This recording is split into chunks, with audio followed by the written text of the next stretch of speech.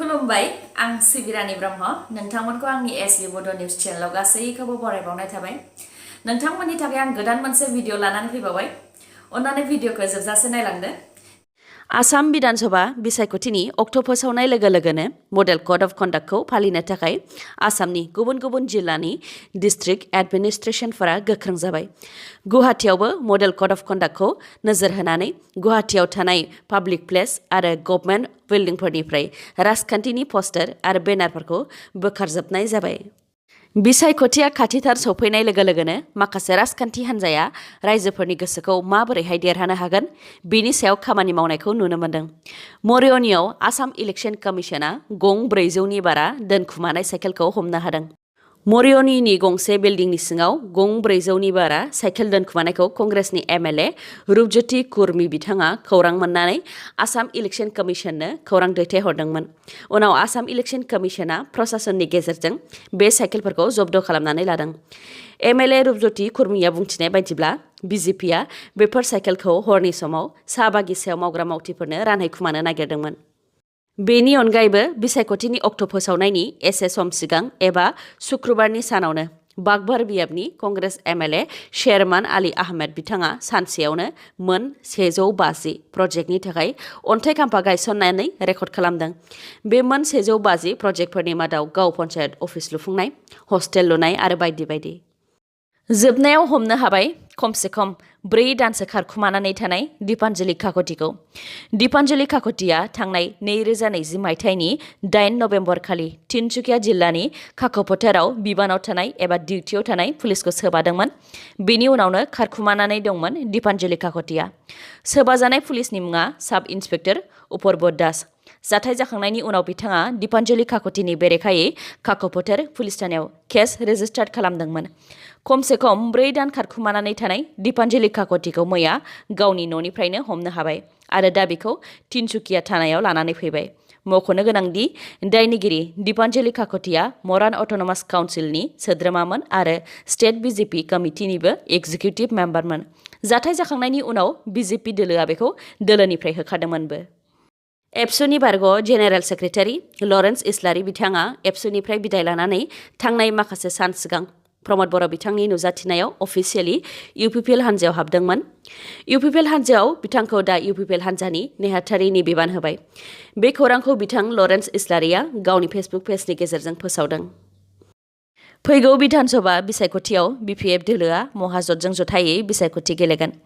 बे खोथाखौ बिपिएफनि आफादगिरि हाग्रामा महिलारि बिथाङा टुइटार एकाउन्टनि गेजेरजों टुइट खालामनानै फोरमायदों बिथाङा टुइटारनि गेजेरजों फोरमायदों दि गोजोन खौसेथि आरो जौगानायनि खामानि मावनो थाखाय बिपिएफ हान्जाया महाजोतजों आखाइ हमनो थांखि लाबाय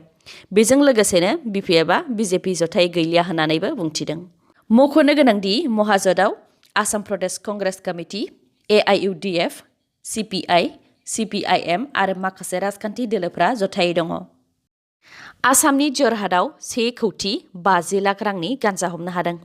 आसाम पुलिसा मोनसे सुलुंनि सायाव बिथा खालामनानै जरहाटआव अपारेशन खालामदोंमोन बेयावनो गंसे ट्राकनिफ्राय मोन 50 पेकेटाव थानाय गान्जाखौ हमनो हादों जायनि बेसेना 1,50 लाख रां जागोन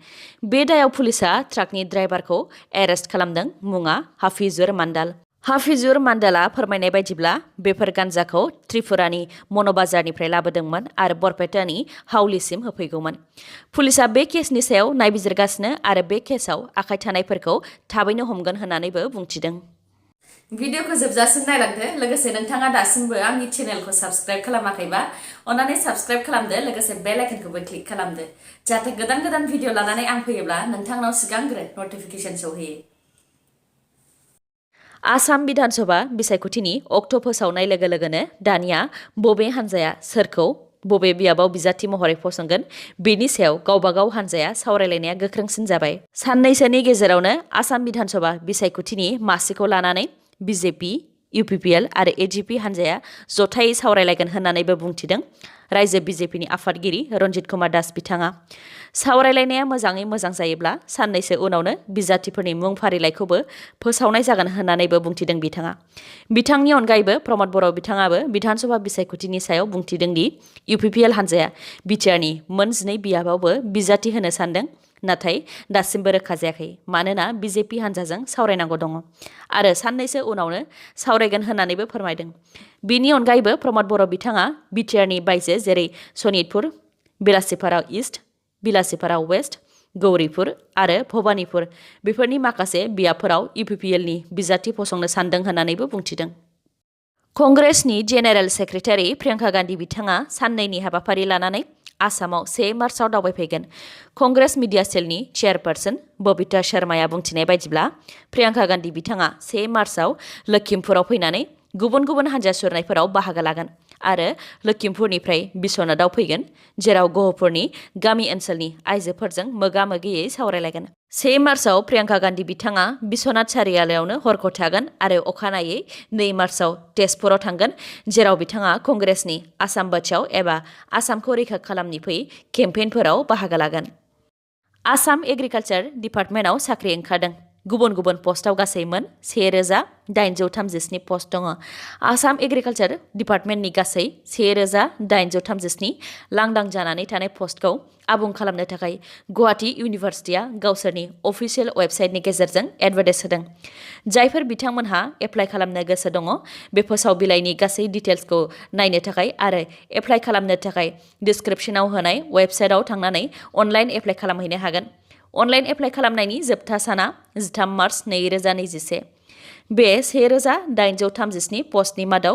एग्रिकालचार एक्सटेनसन एसिस्टेन्ट पस्टनि थाखाय गासै मोन 1581 भेकेन्सि दङ। बेनि मादाव एसटि प्लेननि थाखाय मोन 65 आरो एसटि हिल्सनि थाखाय मोन 43। जोबथेसालिनि सिङाव माखासे दुथांफोरनि गुलि गावनायाव सा 25 जिउ खहा जादों आरो सा 400 केदिया खारग'नो हादों। जिउ गोमानाय सा 25 मादाव माखासे केदिफोर, सासे पुलिस अफिसार, सासे जोबथेसालिनि डाइरेक्टर आरो माखासे खाथि खालानि नोगोरारिफोर। बे जाथाया हाइटिनि पर्ट अ प्रिन्स सिटीनि मोनसे जोबथेसालियाव जादों। रिपर्टनि बायदिब्ला आर्नेल जसेफ मुंनि सासे गें लिडारखौ जोबथेसालिनिफ्राय उदां खालामनो थाखाय माखासे हाथियार लानाय दुथांफोरा फैनानै जोबथेसालिनि सिकिउरिटिखौ गावग्रोदोंमोन। बेयावनो जोबथेसालिनि सिकिउरिटिफोर आरो दुथांफोरनि गेजेराव गावलायलायनाया जादों आरो बे गावलायलायनायावनो सा 25 जिउ खहा जादों। बे गावलायलायनाय जाथायखौ खाबु लानानैनो गें लिडार आर्नेल जसेफआ जोबथेसालिनिफ्राय खारग'नो हादोंमोन। खारग'नायाव मोनसे चेक पइन्टआव लाखिनायाव बियो पुलिसनि सायाव गाग्लोबदोंमोन, उनाव पुलिसआ बेखौ गावथारनो गोनां जादों। गें लिडार आर्नेल जसेफखौ 2019 मायथाइयाव गोबां रेप, मार्डार आरो बायदि बायदि केस थानायनि थाखाय जोबथेसालियाव जोबथेदोंमोन। बेनि अनगायैबो जसेफआ गुबुन मोननै जोबथेसालिनिफ्राय खारखुमानायनि रेकर्डबो दंखायोमोन। इन्डियान सुपार लीग आइएसएलआव मैया उड़िसा आरो इस्ट बेंगलनि गेजेराव फुटबल गेलेनाया जादोंमोन, जेराव उड़िसाया गड़ 6 आरो इस्ट बेंगलआ गड़ 5 सोनो हादों। दिनै गवा आरो हायद्राबादनि गेजेराव मोनाबिलि 5 रिंगानिफ्राय फुटबल गेलेनाया जागोन। बेनि अनगायैबो दिनैनि सानावनो मुम्बाइ सिटी आरो एटिके महननि गेजेराव मोनाबिलि 7:30 रिंगानिफ्राय फुटबल गेलेनाया जागोन। दासान्दि टेबोलनि फारियाव दङ सेथियाव एटिके महन, नैथियाव मुम्बाइ सिटी, थामथियाव नर्थ इस्ट, ब्रैथियाव गवा, बाथियाव हायद्राबाद। दिनैनि भिडिअआ एसेनोसै। गाबोन आरो गोदान भिडिअजों लोगो मोनफिनबावगोन। नोंथाङा दासिमबो आंनि चेनेलखौ साबस्क्राइब खालामाखैबा अन्नानै साबस्क्राइब खालामदो, लोगोसे लाइक, कमेन्ट आरो शेयार खालामनो दाबाव। गोजोन्थों।